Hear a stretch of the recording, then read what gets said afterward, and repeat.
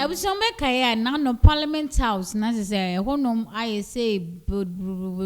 necessary, I say, so a sijas, now, this Saintia, and I know Anna, who say, a deputy speaker, Benada here for chaos be at me a course our Parliament, Emma, and I'm so Emma or Sake, a MP cra, none who a bonimu, a gear on Monyam for a free year are you, Sokore. Fijasi MP na ni senti de na de we nyina ekofa ba ya strike yi hu nsensemi eni D-Levy just D-Levy ne ba ye kwan ye ntimi resolving we minority no authority aye ti crampo anodom prebe ka say omo ko mo mpesua hodo so eni omanfo akodidi nkomo ade omadwe nkyere nti oje omadwe nkyere no mo hu se Ghana for ye interested say ye pese ye ntua eye once D-Levy na fei omoso aba parliament aba beja tum se ne Ghana for ye peno na ya ntehwe ye hu hwe ye ti ya ene se ye president Sankofa Mahama etimi de nsa ahye nkrata na se a wasensan bill na masisi abelo ntisi ano D-Levy no aba na aba betena so na mugusu omubobo ensem no ho ne ne sisi anesis for strike no ebesin ebetwa mu na omuso honorable members who are adwenkyere bi efa strike here asiano atrinity apa ewo man mu no nurses for no se omagiga omuso omonya adwuma ni biem kopem se omodimant no aban betimi aye ediama omo muso monche mo adwen ewo hu na afa ye hu ba bi ede asem no ebekwa kosie no ana onimonyamfo aye afriye ayu etimi sorry se ono so de ne statement tuja na afa omunja emma afenyo market ekamia ko esisi ano bibi ekoso ewo parliament house bi a minority no ebom bia no ya afenyo anye afenyo ana chese anodom pre ono na besole agi na mumienu ana omanu dendende ewo parliament ewo minority side ho na no ana onmonyamfo ye sorry se ono suso edi na dwenkyere etuja no sorry ya wo sha ase o kasa eni okofa free baby unu se parliament de ho no mo be koti article 1 cross 1 edi afa free baby de besi be nsa no ma be keka ensem no na be ofa ensem no edi free ye no ansin eye deputy speaker ansin ne trim eye benada hiafo ho ana o kire ne say ebe ye ajai kasa no any or stopping minority ni so mo ntiase adenti na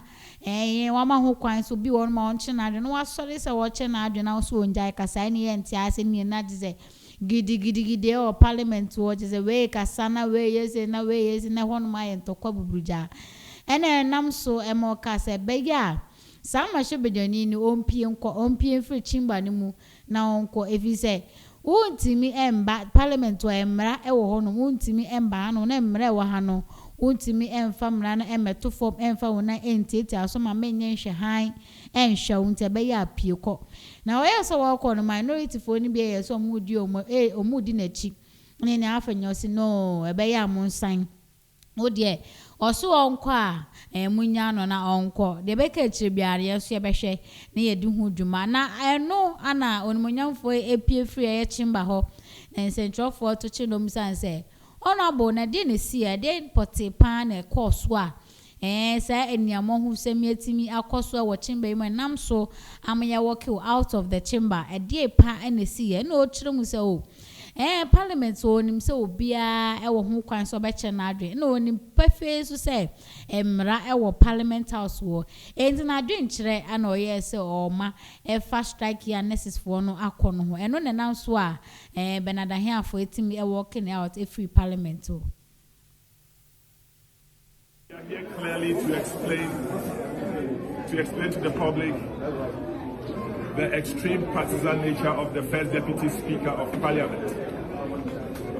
He's been extremely partisan this evening, disregarding the provisions of the standing orders of this house. This house has orders, and the order in 93.1 allows for issue of urgent public importance for statements to be admitted. Minority pleaded for him to exercise the highest form of discretion. But the first deputy speaker failed I think the the Deputy Speaker has a lot to learn from the Speaker himself. The Right Honourable Speaker is extremely liberal, encourages the provision and the execution of the standing orders. But the first Deputy Speaker, who is extremely partisan, has denied us the right of the minority to exercise what we have to do as far as this strike is concerned. What did we do this morning? We met you and then made you aware of our position. But it doesn't end there. Our business is in the house. So we made a statement, a joint statement between myself and Jerry Ahmed. Basically to get the hands out to capture our position. And that's the way we work. And from this, you can deliberate on it and then put the necessary pressure on government to do what it has to do. But that is official. Regardless of the press conference we had earlier, this is our work. And the only way to have made it formal was to go through an urgent statement. But he has refused that. He has refused that. When the Order 93.1 allows him to have admitted this on issue of urgent public importance. In issues like this where people are dying, if this is not important, what's our business in the house now? Threatening that he's going to expel myself and my colleagues out when we're trying to plead on nurses to go back to work and also ask government to be reasonable with their posting towards nurses. What else do you expect from a minority? A reasonable minority. A reasonable minority who are not playing politics, unlike them. Whenever they had opportunity on health, they always play politics. A very reasonable minority here, we understand that nurses, their rights don't have to be breached. We understand the nurses are so right. But we are even pleading on the nurses that when government decide to speak with them, they should be merciful. On the face of their right, they should just lean towards the trying to be so sympathetic to Ghanaians. What have we done wrong for the first Deputy Speaker to have not admitted this statement that is speaking for Ghanaians and asking nurses to go back to work and also urging government to be responsible? The partisan first Deputy Speaker did not allow that. That is what happened. I've come to explain to you. Thank you very much. God bless you. In true, our day ever no so any born so crass. Or sorry, so no so Edna drink to Jana so strike ya. Is ya necessary no Edia beto montes why and nam so cry a manco for a faso a shromunquano a idea a hard ye pa. Nanya say or ye emping or then who a bat to say a normal civilian one I say normal Ghanaian moi or to move say a idea a hagana for ye pa because who to me enka say will be a yari and also a yari for Wako hospital ko ya doctor obesho eni ho nurse obesho nso a ebi eni ho no me ade a entwaye na oye na dwen say o baba be kasana na speaker etimi etiana wentimi anka na see ano kane no ye describe minority ni say micro mini minority but see ano de enti sabiem esi ana ekamia ko say minority no parliament. Now the only difference between them and the majority is that majority no more power. Minority no no pa any is parliament no ma. Majority and minority na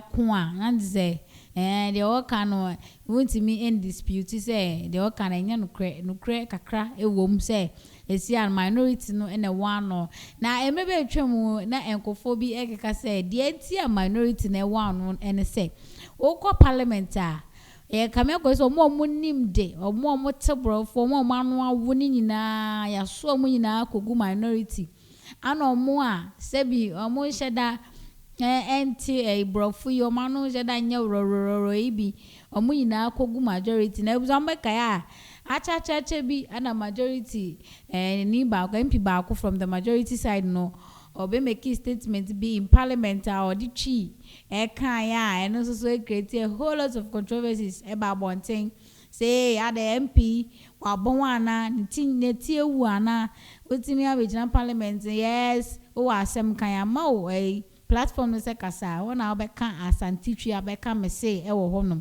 enti no senia MP free you e kan no se nye ne bone so se sorry se obekasa na so nurses for strike na yade a hard drain na de oni ne bebre na ana aba within the shortest period of time omo ede omodwuma eto onom enti no ana na ono so pese onche na adwen e wo ho se de be ya aban no e betimi find some kind of solution be e they are fighting for this ongoing strike no